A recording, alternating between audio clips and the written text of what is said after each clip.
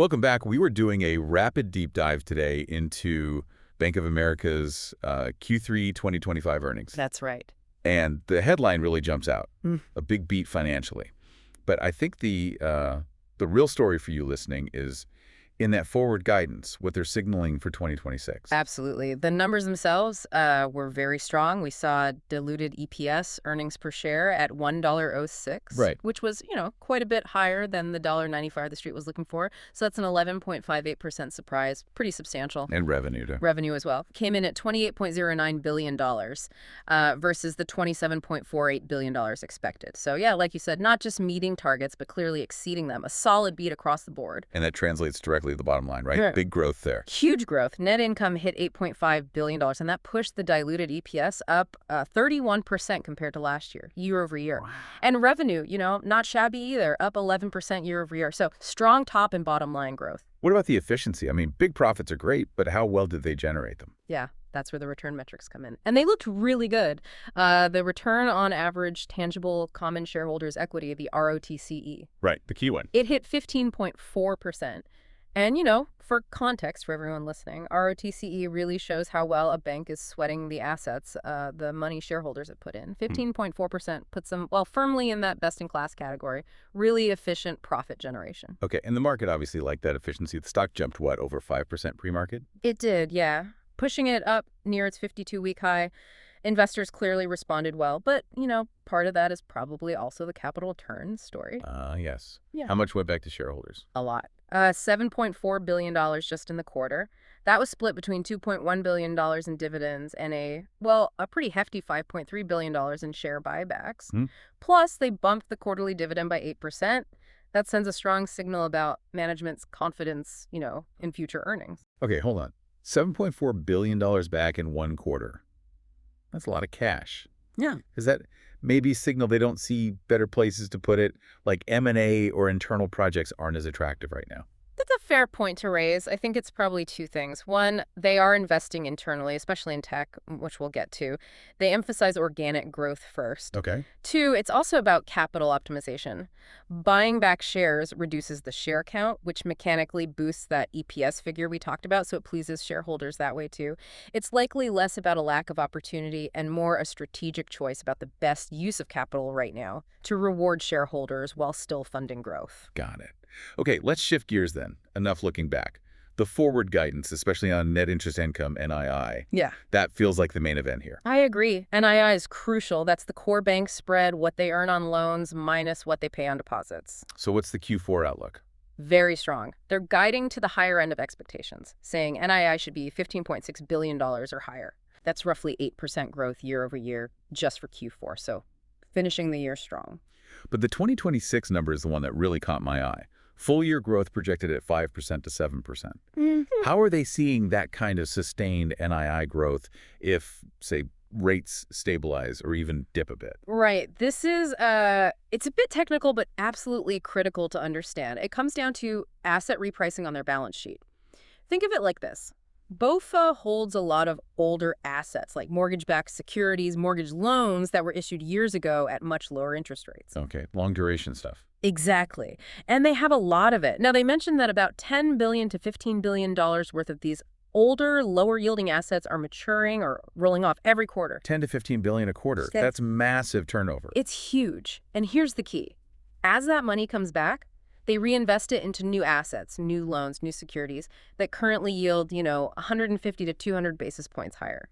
So they're swapping low yield for high yield automatically as things mature. Precisely. It's like this built-in NII growth engine just from managing their existing book of business. It's less dependent on what the Fed does next month and more about this internal portfolio churn. That's why that 5-7% growth forecast for 26 feels, pretty grounded. That makes sense. Okay, so strong revenue outlook from NII. What about the other side? Expenses. Because that's where the leverage comes from. And they showed really good discipline there. While revenue was up 11%, non-interest expense growth was held to just 5% year over year. Right. That difference, that gap, is what creates operating leverage. In this case, 5.6% positive operating leverage. Which basically means profit margins are expanding because income's growing faster than costs. Exactly. More of that revenue growth drops to the bottom line instead of being eaten by rising expenses. It's the magic formula, really. And they expect that discipline to continue. Seems like it. The guidance for Q4 expenses was basically flattish or roughly in line with Q3, which was $17.3 billion. The message is clear. Keep costs under control, keep driving that operating leverage. Which leads us neatly into technology, right? Because that seems to be how they're controlling costs while still growing. Absolutely. The CEO, Brian Moynihan, he really hammered this point. He said applied technology drives constant leverage and constant reinvestment with the same expense base. Meaning automation lets them handle more business without just hiring tons more people. Exactly. They can absorb volume growth because the tech handles it. They gave that example of Erica, their AI assistant. Yeah, it was the number. 2 million customer interactions handled by Erica in just one 24-hour period. And that's just on the consumer side. 2 million. So every one of those is potentially an interaction that didn't need a human call center agent or branch staff. Correct. Direct cost avoidance, time savings, infrastructure savings. And Moynihan's point was that this AI stuff isn't future hype. He called it past tense. It's operational. It's working now at scale. It's fundamental to how they manage expenses. Okay, so tech keeps expenses tight. Let's look at where the revenue growth actually came from to create that leverage. Which divisions fired on all cylinders? Well, the investment bank had a really strong quarter. Investment banking fees specifically were up 43% year over year, hit $2 billion, and that excludes deals they did for themselves. So genuine client activity, picking up M&A, debt, maybe some IPOs. And a big jump. What about trading, global markets? Pretty consistent there. Sales and trading overall up 9% year over year. And get this, that's the 14th consecutive quarter they've shown year over year growth in trading revenue. 14 quarters straight. That's impressive consistency in a volatile business. It really is. Equities trading was particularly strong this quarter, up 14%. Okay, so Wall Street side did well. What about Main Street? Consumer banking. Also very strong. Net income in the consumer segment grew 28% year over year. And maybe the most telling number there, reflecting that tech investment we just talked about. Let me guess, the efficiency ratio. Bingo. It dropped to below 50% in consumer banking. Wow. Spending less than 50 cents to make $1 of revenue in the main consumer bank, that's really efficient. It's excellent. And they're still growing the customer base. Added about 212,000 net new consumer checking accounts.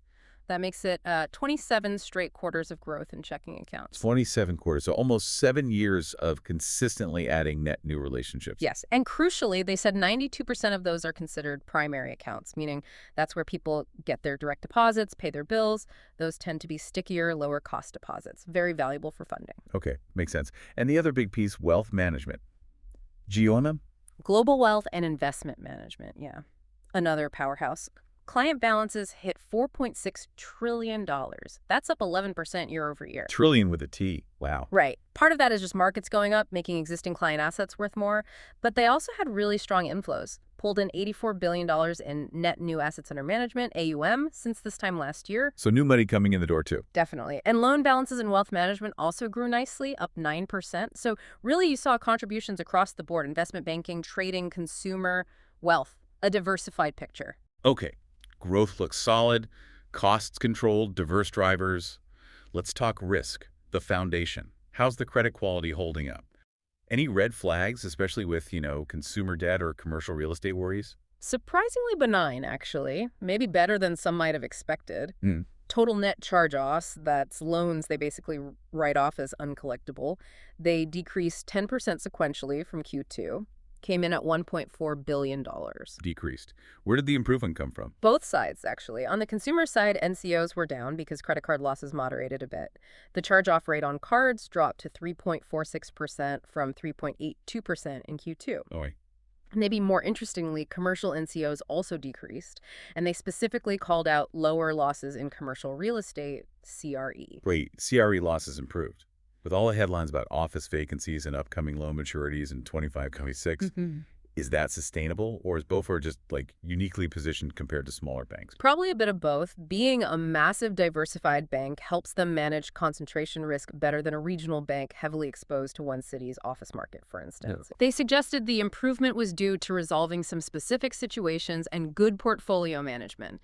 It shows they're actively managing the CRE exposure they have and maybe working through problem loans successfully so far. It doesn't mean the overall CRE risk is gone, but it does mean BofA seems to be navigating it effectively right now. Okay, reassuring for now.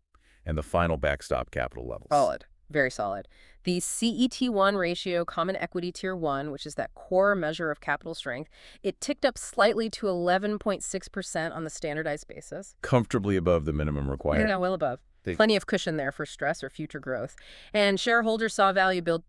Tangible book value per share was up 8% year over year to $28.39. So bottom line, despite acknowledging the usual risks, rates, economy, regulation, competition, this quarter looked like strong execution, and the forward look, especially that NII guidance for 26, seems pretty confident. I'd agree. It was a really good demonstration of their diversified model working well. Investment bank firing, trading steady, consumer delivering, wealth growing, and crucially that operating leverage piece, keeping costs tight while revenue grows. They seem well set up with that asset repricing benefit coming through. Okay, so wrapping this up, based on that strong performance and especially the huge emphasis on AI driving efficiency like that sub 50% ratio in consumer banking, here's something for you to think about. We know tech drives savings. The real question isn't if it helps the whole bank become more efficient, but how much and where does it end up? Will those AI-driven savings eventually push the entire bank's efficiency ratio down towards that amazing 50% mark we see in consumer? Or, alternatively, will the constant need to compete, to invest in winning market share, mean those savings always get reinvested back into growing revenue faster, rather than just letting margins expand to their maximum potential? It's that fundamental choice. Prioritize ultimate efficiency or prioritize relentless growth. That's the strategic tightrope they walk every single quarter.